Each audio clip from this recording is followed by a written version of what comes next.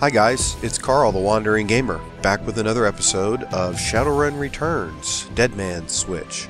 We're playing as Jaybird, the Native American street samurai who just rescued Coyote, with the help of Paco, her boyfriend, and we're back at the Seamstresses Union.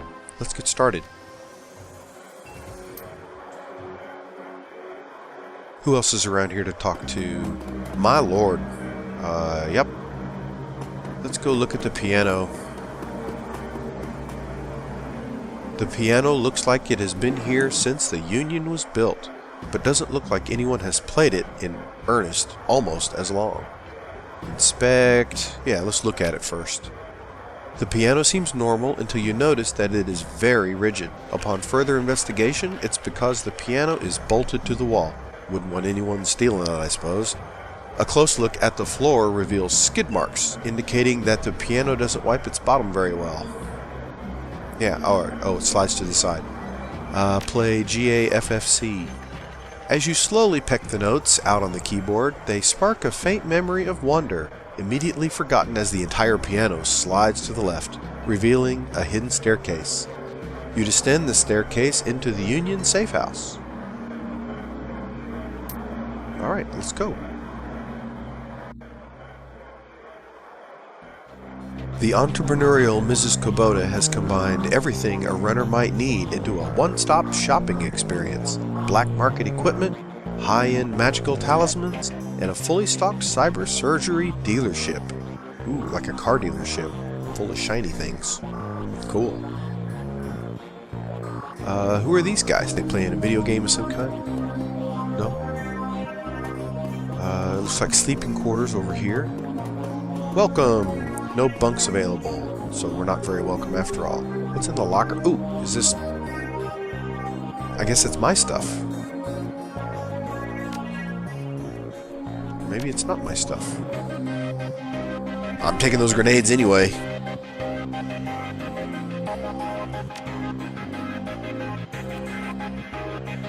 This looks like the surgery spot with Coyote's arm laying on the bed. Dr. Sarah Castle. Make it quick, I need to operate. Thanks for helping me out back there. You look like you could use a hand, including the one laying on the table. Null Sheen, you should be okay now. Null Sheen? We'll see. It's going to take years to work off this debt. Okay, folks, I'm going to have to ask you to sit in the waiting area, watch some Trivet or something. This young lady and I have work to do. Yeah, take it easy. We'll be out here.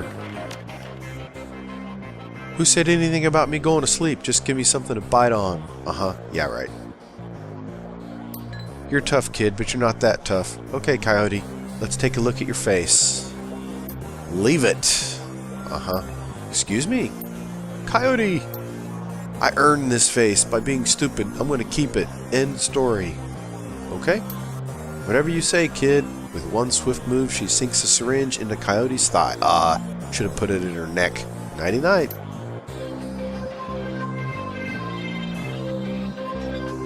Oh, there she is, with something shiny on her arm. Coyote looks both better and worse than you last saw her. All the gaping holes are plugged and she's sporting a shiny new cyber arm.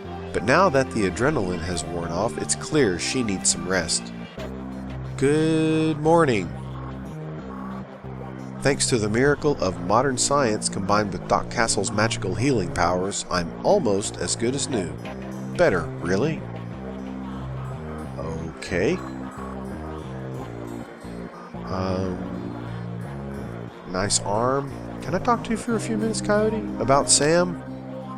Sam Watts? What about him? He's dead. Holy dreck, Sam. I can't say I'm surprised. He was on a downward spiral for a long time. What can I tell you? Tell me about Sam. I hear you liked him. How bad was his drinking? I know how bad his drinking was. Tell me about Sam. I did like him. He made me laugh. No one else seemed to like Sam's jokes, but I did. No accounting for taste. Sam made some bad jokes. Did you guys jam? Whoa! She smiles at Paco. Easy, lover. No, it wasn't like that. We were friends. I guess I knew him the best of everyone here. Sorry, he's gone. You served Sam the night he died. What do you remember about that night? It was a pretty average night. Regular crowd, as I remember. Sam was drinking with a guy named Armitage. Yeah, you know him? Met him. He's a charmer too. Just like me. She bites her lower lip. I like gingers. Haha. Anyway, Jake and Sam were having a few. Well, Jake was having a few. Sam was tossing them back, but good. Eventually he got loud, the way he sometimes did when he mixed drinking and who knows what, and Mrs. Kubota wanted him ejected. Mr. Clue wasn't around, can't remember why, so she asked Jake to do the honors. Jake dragged him out the back, into the alley, and that's the last time I saw Sam. You said he got loud. Do you remember what he was saying? She thinks. Standard Sam Drek. How he grew up rich and didn't deserve this, how he hated his mother, how he loved his mother. It was pretty pathetic stuff. Did Sam have any enemies? She thinks. Enemies? It's hard to say. Sam partied hard, and when he did, he ran his mouth off pretty good. Got his ass kicked on more than one occasion. But no, I don't think he had any enemies, at least none that I'm aware of. Where did he live? On the streets, mostly. He'd occasionally convince someone to let him flop on their couch, but he'd always overstay his welcome and get kicked out after a few days. Sometimes I'd sneak him down here so he could crash in on one of the bunks. He used one the night before I saw him last. How bad was his drinking? If it was just the drinking, it would have been bad. But Sam wasn't the monogamous type. He dabbled in everything. Booze, chips, drugs. He loved the nitro, whatever he could get his hands on. Yeah. It wasn't always like that, but once he got sick, he started using more and more stuff to try to forget about it. Sam was sick. Dying, didn't you know? Yeah, everyone could tell. You could just look at him and see he was a walking corpse. It had to be the drinking. Then, he disappeared for a while, and one day he came back all better. Looked good, even. All better, just like that. Did he say how he got better? Nope, all better, just like that. He said his mom helped him out. Never said how. Now I need you two to do something for me.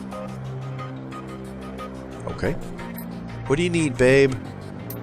I need you to talk to Mr. Delilah for me about the Royale run. He's usually upstairs. Tell him I didn't get the gems. Maybe I can take another run at it when I recover. Okay, I will. But first, what else is going on in here? Go talk to the doc. In Shadowrunner circles, the term doctor is often used quite liberally to describe any sawbones with a needle and thread. But in the case of the Union's resident medical expert, nothing could be further from the truth.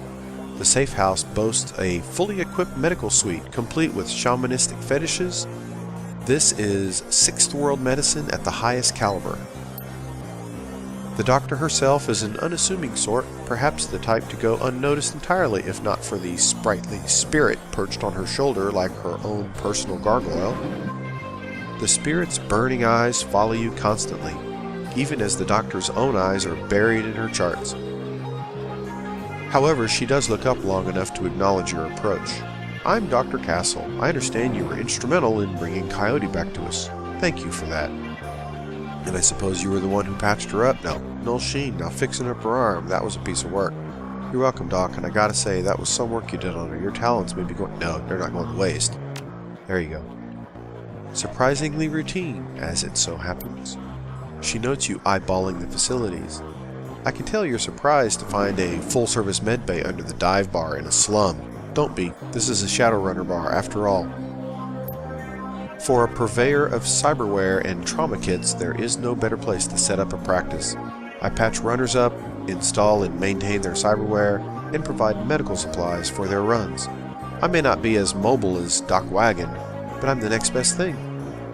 Can I help you with anything? Tell me more about trauma kits. Trauma kits are fully automated stabilization units that include a defibrillator, spray-on synthetic skin, and medical nanomachines. They can save a runner's life if you move fast enough. So if you're bleeding out, one of those can get you back on your feet. Exactly, but you have to be quick. This is Doc Wagon's own field tech, but even their stuff has its limits. I see shamanist fetishes.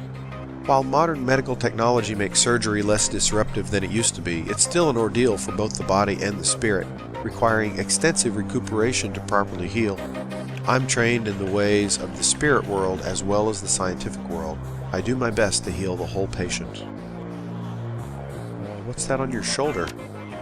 This little guy supports the healing rituals I perform on my patients after surgery, dramatically reducing their recovery time. Not standard procedure, of course, but the results speak for themselves. What cyberware do you have available? Ooh, data jack. Vision magnification.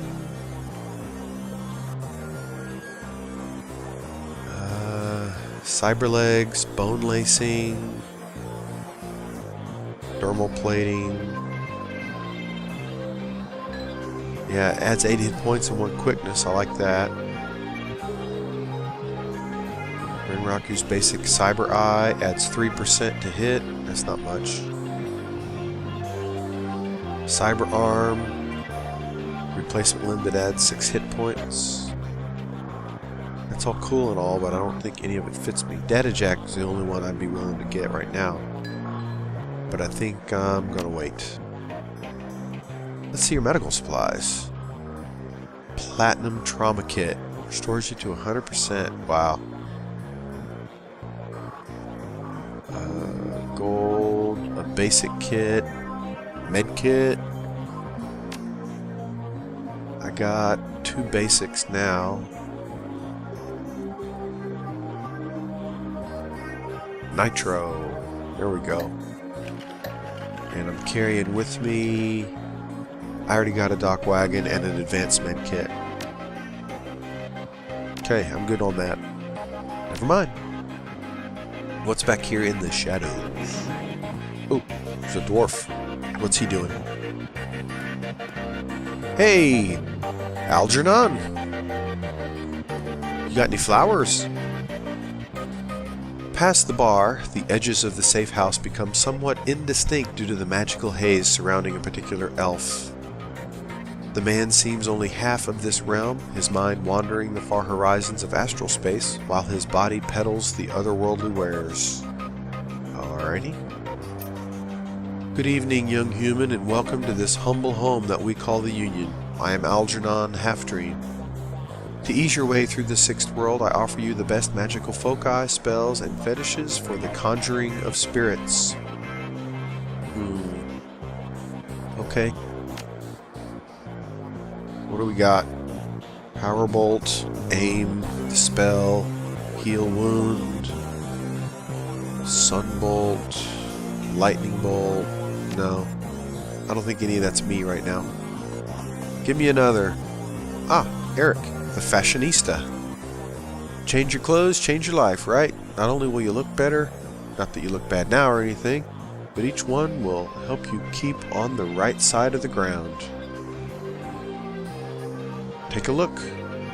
Show me what you got. Anything different? No, that's all the same. Get some new stuff, dude. T.B. Gruberman. What do you mean, no credit? David Fry? T.B. Gruberman. Weapons dude. Theodore Buster Gruberman is a well-groomed orc, dressed with a precision that suggests the straight lines of a military officer's uniform. His hair is cropped short, high and tight, as they say, and the neatness this presents is only compromised by uneven tusks protruding from his mouth. The only other defect in this picture of perfection is the man's cybernetic right arm, which is obvious enough to be noticeable, but not so obvious as to ruin the line of his suit. When he speaks, the orc's voice is soft and thoughtful, and he talks almost exclusively in numbers: calibers, ranges, rounds per second, arc of fire, razoring factor, tensile strength, and of course price. I can dig it. This is my kind of dude. Bunker Buster Gruberman, at your service. Friends call me Buster. I also answer to Sergeant and Sir, and Theodore on occasion. Now wait a second. Anyone who's actually served in the military knows that Sergeant and Sir are very, very different, and you don't call one person both. It's either Sergeant or Sir. So, anytime you're in the market for firearms, ammunition, or ordnance, I'm your man. How can I help you? Let's take a look. Alright. Little pistol. Another little pistol. Uzi. SMG. Shotgun. I've already got a shotgun. Assault rifle. Does the same damage that I have. Slightly more capacity. I got that one. Capacity 24. Machete, which I want. Doberman. Ooh, grenades. Okay. And med kits. Drone repair kits. Since I'm here, I'll take all your frag grenades. Thank you very much. Exactly what do you sell here? Things that go bang in all shapes and sizes, plus other odds and ends on occasion. Consider me your own personal armory. All weapons are guaranteed to meet strict UCAS with United Confederation States, I think. I can handle routine maintenance, repairs, and upgrades if you so desire. And if that wasn't enough, I also teach safety and instructional courses every weekend. This week we're covering bayonets. Mark my words, they're making a comeback. They are, I believe you. So what can I get you? Nothing right now, thanks. David Fry, it looks... Every inch of the tech alcove is covered in a chaotic patchwork quilt of circuit boards, chips, wires, displays, and a million other things you can't identify. In the eye of this techno-bits storm stands a dwarf, immaculately dressed and supremely calm. I know that look. Don't let the size of the shop fool you. I can get any Matrix hardware or software that exists, and if it doesn't exist, I can get it made for you. Any questions I can answer, or any gear you need? Okay, let's go through the basics. What's a deck? You jack into the Matrix, or in the context of a run, when you jack into the local node of a facility you're in, the deck determines how many programs and ESPs you can carry and the firepower of your base Matrix attack. Decks have IP. When a deck's IP is reduced to 0, you'll get booted from the system, and it'll hurt. Okay, what's a program? Program in the Matrix allows you to defend your avatar against countermeasures and enemy deckers. There are a wide variety of different programs for attack and defense at different power levels. As you progress as a decker, you can use more powerful versions. Okay? What's an ESP? Johnny, you want to take this one? Johnny Clean. Sure, when you infiltrate a facility on a run, you have a team. When you jack into one of them into the Matrix, you're all alone. That's where ESPs come in. An ESP is a highly advanced artificial life program, which when you deploy it, manifests as another team member in the Matrix. Different types of ESPs have different abilities. Huh. Okay. What do you have for sale? Alright. A Sony, a Renraku, ESPs, different programs, weapons, shields. None of that's for me right now. Okay. Oh, I'm being rude. Let me also introduce you to our resident decker and my good friend Johnny Clean. While in the same overalls that you saw him in upstairs, down here, leaning over a workbench crammed with circuit boards, cables, and chips, Johnny Clean seems a totally different person. You get the impression that Johnny was once as hot and invisible as the most infamous deckers today. Good to see you down here. Happy to be a help if I can. How is decking used? The decking skill is often used just on terminals in the real world to get information, hack doors, etc. But occasionally a run will have the option or the requirement to go into the local Matrix land of the facility you're infiltrating in order to gain access to valuable information or control more important things in the real world. Why are you dressed as a janitor? Did I stand out upstairs? No, janitors never do. When I was younger, I had a rep for getting in and getting out of a system so cleanly that no one knew I was there. Half the Matrix runs that earned me my rep were made possible because I was able to get inside the facility posing as a janitor. Now it's just sort of part of me. I wouldn't know that. Maybe my character would, but I sure wouldn't. Let me take this one. Listen, I've known the guy for over a decade, and he's been smart enough not to tell me. So he sure as hell's not going to tell you anything about those days. For your health and his, best let the subject drop. Alright, see you around. Let's talk to Johnny some more. Anything? Be careful. Okay. What's over here? Let's get out of this place. I got stuff to do. Nothing going on over there. I can't talk to her. What's over here?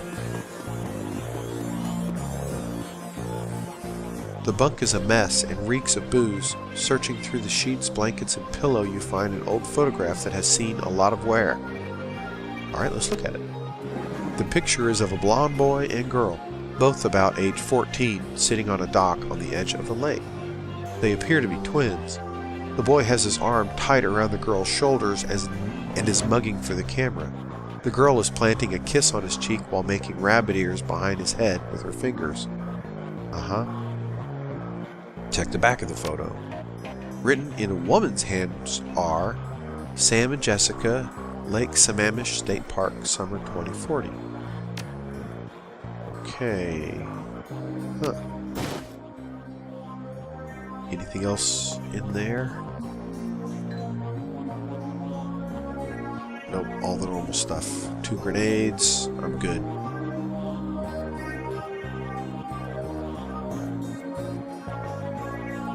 Okay. Yeah. Alright. Oh, I can talk to her now. You're back. I think the highlights of the Wolves game will be on soon. Want to take a load off and watch with me? Man, you get around. I found something in Sam's bunk. No. I wasn't snooping. You know someone named Jessica? Did Sam have a sister? Yeah, I think he did. He mentioned her once. Didn't sound like they got along that well. Your comm link chips, and the screen shows the chirps, and the screen shows the smiling face of Officer Aguirre. If he's smiling, it must be about money. Officer Aguirre, what a pleasure to hear from you. Yeah, we're buddies. Let's go dancing soon. Listen, the Ripper got another one. The victim worked at the NTSB investigation facility down on the docks. You owe me for this. Put it on my tab. You there now? Better get here quick before McCluskey arrives. Okay. The image on your PDA dissolves. PDA. Another Ripper murder? Where? The docks. I gotta go. Okay, listen, I want to help. You dragged me out of the Royale before. Something bad happened. Oh, you dragged me out of the Royale before something bad happened. Worse than getting my arm torn off, and Sam was my friend. You head to the docks and I'll see if I can track down Sam's sister, Jessica. She might be able to help us.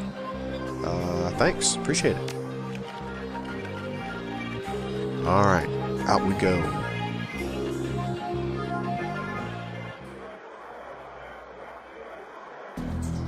Oh, we can talk to Mr. Delilah now. That's where Paco went. Mr. Delilah looks small and tough, with an untraceable shoddy on his back and a heavy vest under his trench coat. He's got the air of someone who gets things done and occasionally does them himself. He might be an ex-runner, one of the rare ones smart enough to move over to management when he felt his reflexes slowing down. What do you want? Mr. Delilah, we have business to discuss. What business? I got no business with you.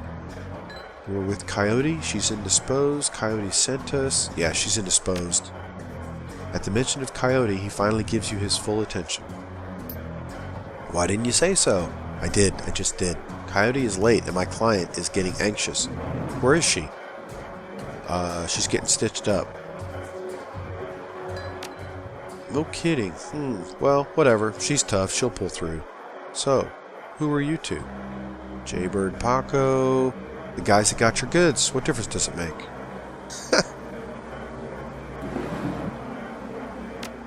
Don't make no difference to me. Where's the stones?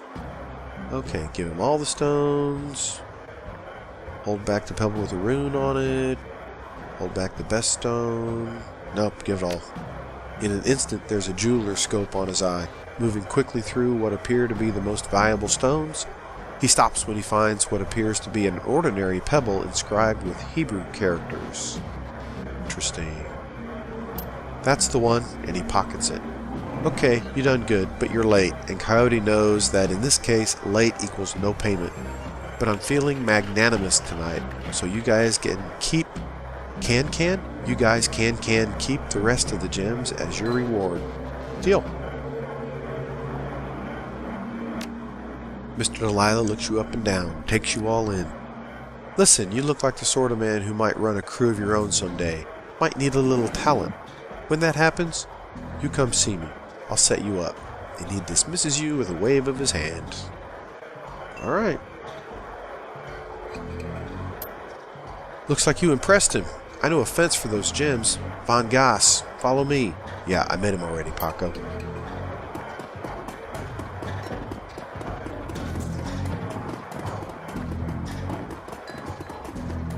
There he is. Von Goss is fiddling with his cyber eye while noodling on his PDA. You're back. Still busy. What's your story? Charisma. Always choose the charisma one. I can see you're a busy man. He nods his head. That's right, and so I wouldn't bother you if I hadn't come into possession of these rare stones. You have his attention. Rare stones, huh? Let me see these rare stones. You hear the servos in Van Grass's cyber eye whir as a magnifying lens slips into position. He bends his head over the stones for 2 seconds, maybe less. Huh, where'd you get this Drek? Gumball machine? I'll give you 1,000 for him. We don't have strength or etiquette or charisma, so I guess we have no choice but to take them. Done. Give me your cred stick. Alright. We now have money, and there's no one else to talk to. The boss lady doesn't want to talk to me. Orc bartender doesn't want to talk to me. Fly lady doesn't want to talk to me. Paco, you coming? You staying there? I guess you're staying there. Alright, let's head out. Take a cab to the South Seattle docks? Yeah, sure, why not?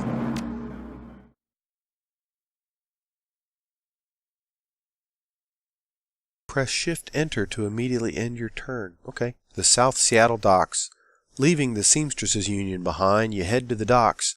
The Ripper killed Sam, and maybe he or she slipped up with the latest victim. Left some useful evidence. Only one way to find out. South Seattle's your typical industrial area. Grit, grime, and gray. The rain doesn't help matters any. Layers of dirt mixed with abandoned wood pallets, repurposed into makeshift furniture for the day workers. Garbage collects in the gutters of the broken down street. Disreputable is this district's middle name. Yes, the South Seattle Disreputable Docks. SSDD. Your destination, the National Transportation Safety Board warehouse, is located on a small strip of dock towards the less maintained end of the waterfront. Despite the presence of those who linger in such places, it's quiet as you approach the gate.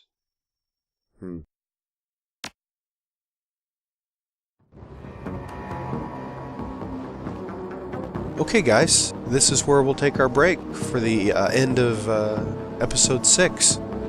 Make sure to subscribe to my channel if you want to see the rest of this Let's Play, and like it if you liked it. Don't forget to comment. I'd love to hear what you have to say about what's going on or how I'm playing. And until next time, see you later.